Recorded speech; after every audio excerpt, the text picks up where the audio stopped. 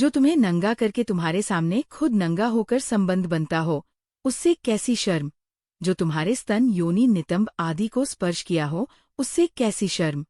जिसने तुम्हें ऐसी अवस्था में देखा हो जैसे तुम्हारी माँ ने देखा था, तो उससे कैसी शर्म। दीपक और मेरी शादी को 2 साल हो चुके थे। मैं बिहार के पटना से हूँ, जहाँ बचपन से ही ये सिखाया जाता है कि लड़की की सबसे बड़ी इज्जत उसकी लज्जा होती है। इसी सोच के साथ मैं पली बढ़ी थी। मेरे ससुराल में भी यही परंपरा थी, जहाँ घर की इज्जत पहले बेटी और फिर बहू से जुड़ी होती है। शादी के बाद मेरी जिंदगी बहुत खूबसूरती से चल रही थी। दीपक बहुत प्यार करने वाले पति थे। उनका स्पर्श मानो दिन भर की थकान को मिटा देता था। हमारे बीच रिश्ता सिर्फ पति पत्नी का नहीं, बल्कि दोस्ती और अपनेपन का भी था। वो हर रूप में मेरे साथ खड़े थे। कुछ समय बाद मैं गर्भवती हुई और ये खबर पूरे परिवार के लिए खुशी लेकर आई। सबने मेरा ध्यान रखा।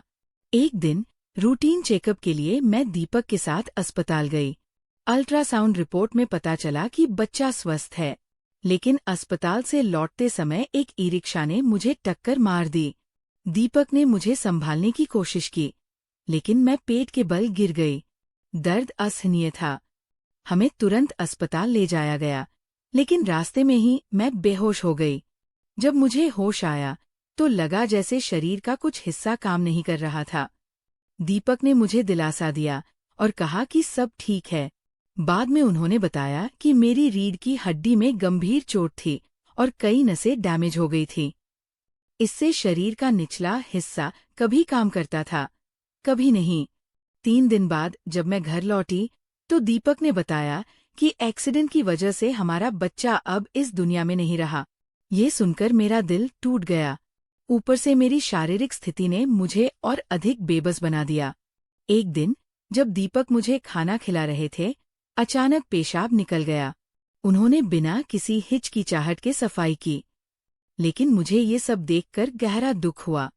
मैंने अपनी सास से अपनी समस्या बताई और उनसे कहा कि किसी दाई को रख लें।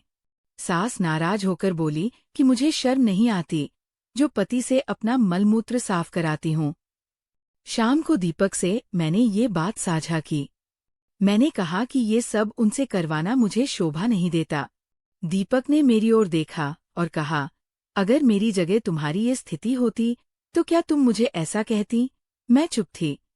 उन्होंने आगे कहा, जिसने तुम्हें हर रूप में देखा और अपनाया है, उससे कैसी शर्म।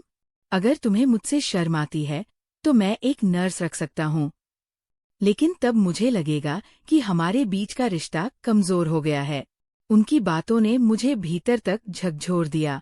मैं सोचने लगी कि मैंने ऐसा कौन सा सौभाग्य कमाया था जो मुझे दीपक जैसा जीवनसाथी मिला। आज उस हादसे को 2 साल हो चुके हैं। दीपक रोज रात मेरे कमर की मालिश करते हैं ताकि मैं जल्द से जल्द ठीक हो सकूं। उनके प्रेम और समर्पण ने मुझे हर कठिनाई से लड़ने का साहस दिया है। और मैं समझ गई कि अगर आपका हमसफर लड़का अगर अच्छा है, जो नशा नहीं करता हो, जो पढ़े लिखे हों और अपनी जिंदगी को संघर्ष के बदौलत आगे ले जाना चाहता हो, तो एक अच्छी लड़की होने के नाते आप अपने ऐसे जीवन साथी को सपोर्ट करें, जिंदगी में उनको आगे बढ़ाने का काम करें। इससे न केवल वो आगे बढ़ेंगे, बल्कि आपकी भी रूह उनकी ऐसी कदर से भर जाएंगे और फिर आपके बीच का अटूट विश्वास, सारधा, प्रेम से पूर्ण हो जाएंगे। साथ ही आपको और आपके परिवार को जिंदगी में आगे बढ़ने से कोई नहीं रोक सकता है। ये कहानी सुनकर अगर अच्छी लगी हो तो शेयर, सब्सक्राइब और लाइक करना न भूले। साथ ही कमेंट बॉक्स में अपनी प्रतिक्रिया व्यक्त भी करें, तो मेरा भी मनोबल कायम रहेंगे और ऐसी वीडियो लाते रहेंगे। धन्यवाद।